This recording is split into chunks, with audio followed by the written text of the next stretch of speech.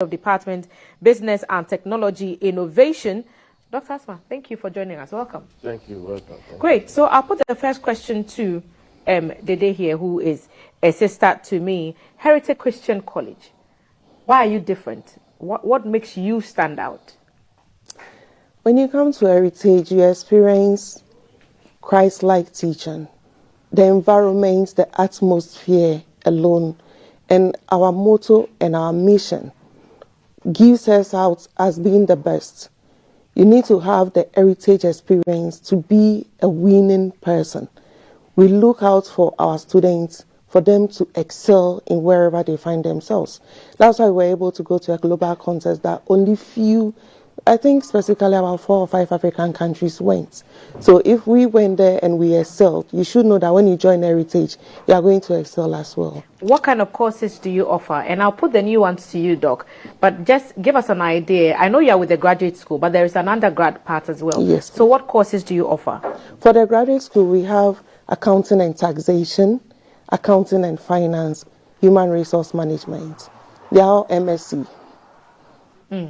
And at the undergraduate level? Dr. Asma. Okay, Dr. Asma. At the graduate level, our new programs are in accounting with computing, Bachelor of Business Administration, BBA, accounting with computing, to encourage accounting majors to add technology into their work. Then we have entrepreneurship and technology innovation. So, I mean, you want people to start businesses. We need people to start businesses that are driven by technology.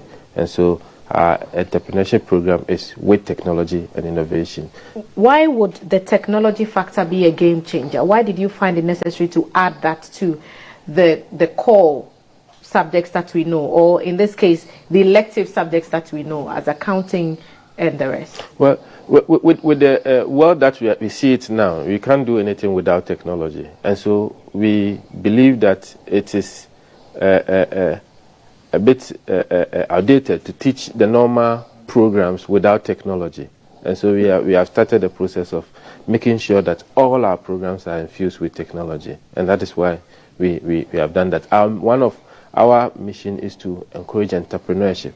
We have done that since we started. And so this our new program is a program we are excited about. And technology is something that we do very good at. We are very good at so many innovative solutions at Heritage Christian College. We know the disconnect between the real working world and then the classrooms and the attempts over the years to bridge the gap.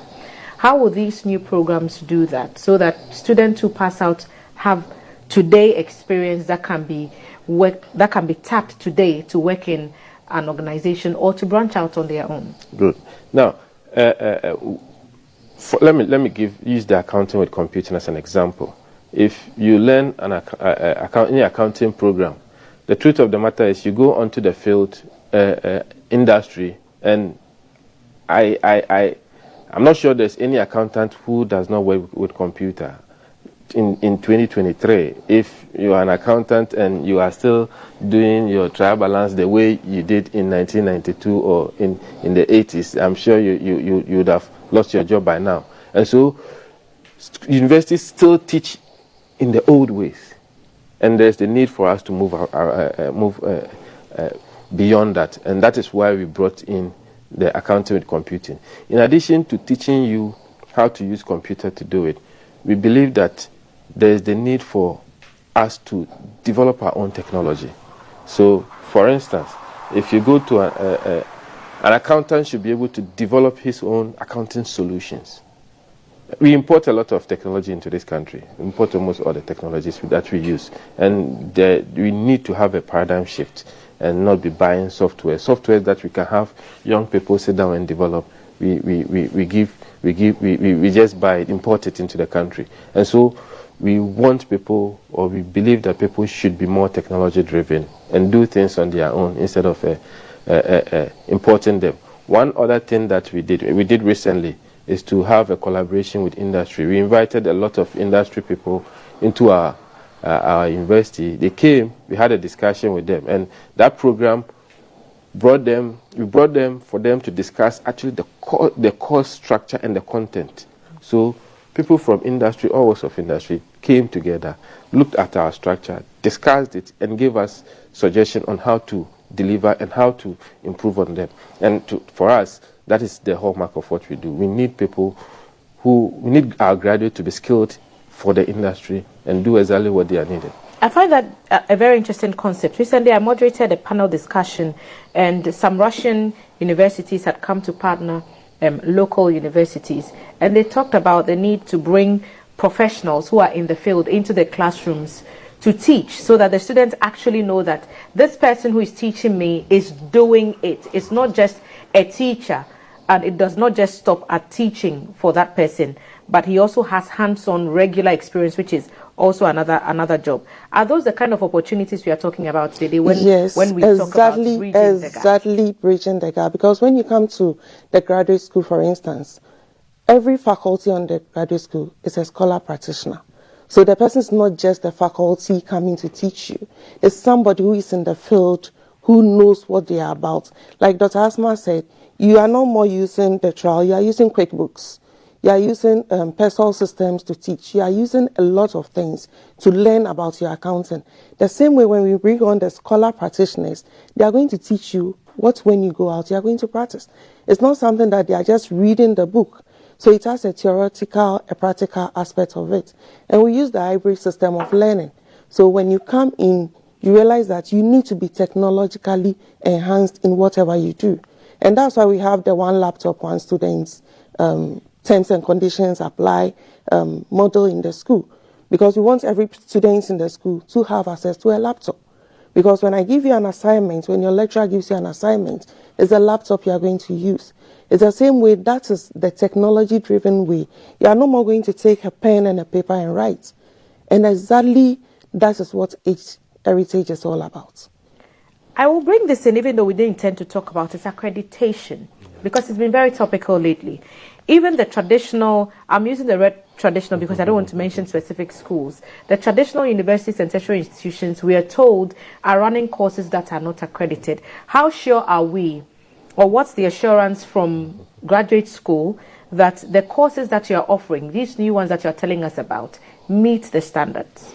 Yes, we are accredited by GTech, and we are affiliated to KNUST as well as UCC.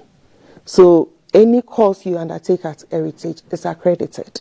When you go online, you go on the portals of KNUST, you see Heritage there. When you go to GTech, you see our accreditation and the date of expiration. So when you want to check whether the school is valid, like you are saying, when you go online, you check it, you see us. So when you do your graduate program, accounting and taxation, accounting and finance, human resource management, be rest assured that your certificate is valid. That's why you are making noise about your global contest. Tell us about that. Which competitions did you enter and how did you fare? As I start, then I'll continue. We entered the Fowler Global Social Innovation Challenge. We have been participating What is that? So it's a social, it's a challenge for... social interventions. Yes, for participants to bring out ideas, innovative ideas to solve social problems. And I see the country that we are in, we have so many social problems. And there's a need for us to have a careful or a planned approach to solve these problems and not solve it on an ad hoc basis. And so one thing that we do for our students is we train them on how to think innovatively. So this year we participated in the event at the University of St. Thomas in Minnesota. In the past, we have participated in the same event in other universities, but this year there were about 48 teams from across the globe, Ivy League schools, and Heritage was part of the top 8 in the competition. In the past, we had won. We won the 2018 edition. We have excelled in that competition. And this year we did quite well in the event. And it is an opportunity. One of the things that we seek to do is to give our students global exposure. And this thing is open to any student who is willing to do it, because you can grow and become a village champion in Ghana, but when you go out there and you are able to compete out there, you are able, you have that confidence and know that no. So which idea did you send to this competition? All right, so the student decided to produce a fertilizer using our urine that we have, and it's quite innovative thinking about it when they brought up the idea, because if you look at the component of a fertilizer, and the component of urine has all the components. This is where I'm trying to remember all my science. NDK something. Exactly. It's not even coming properly. It has all of the urea and all of them. So your urine has all the components that a fertilizer has. And you're just giving people ideas to go and urinate in people's farms.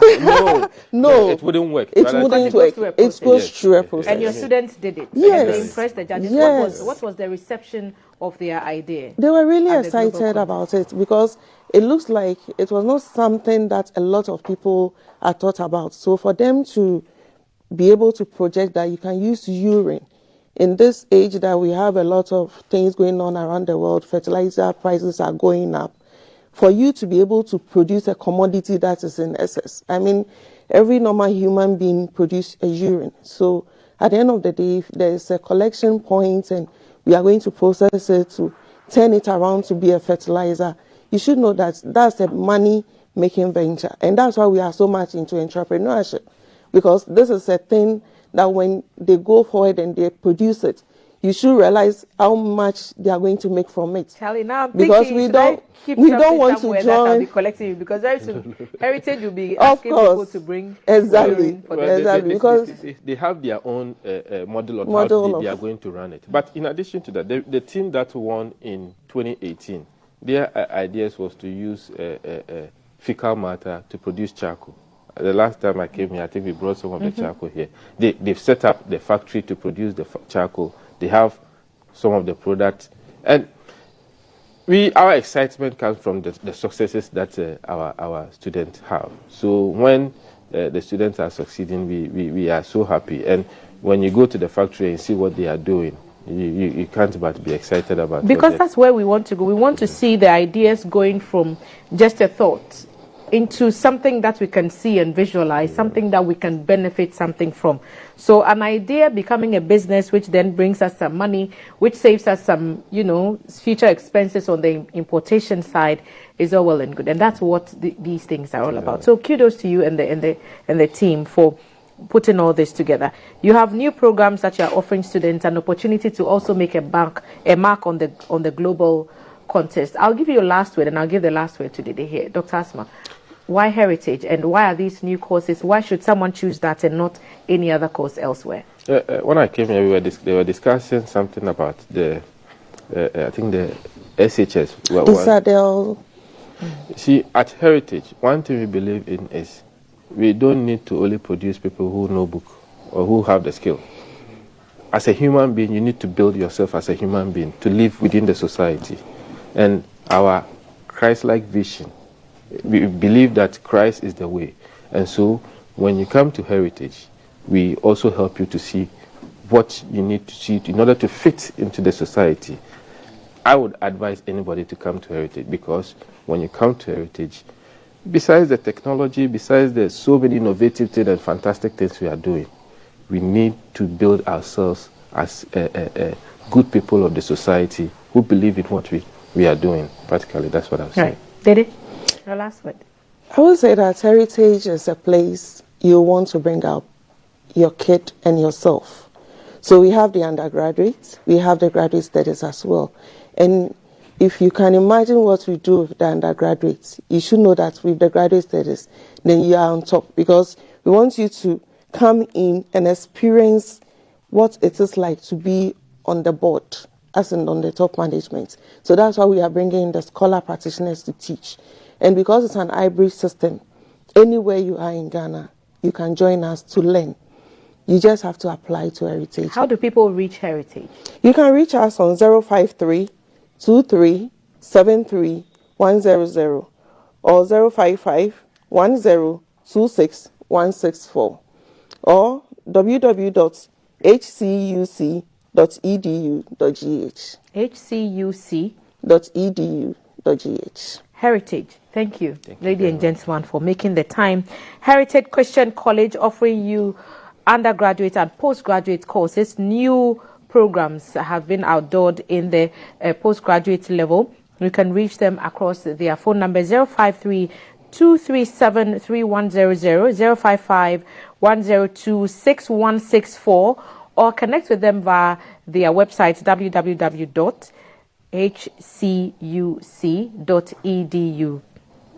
And you can find them the Heritage offering you an opportunity to be a global student by giving you chances to participate in international competitions. They are in the top 8 at the Forola contest that they joined recently to present innovative ideas to solve social problems. So you can also be a part of that drive. I've been doing this with Dr. Alexander Asma, Head of Department, Business and Technology Innovation.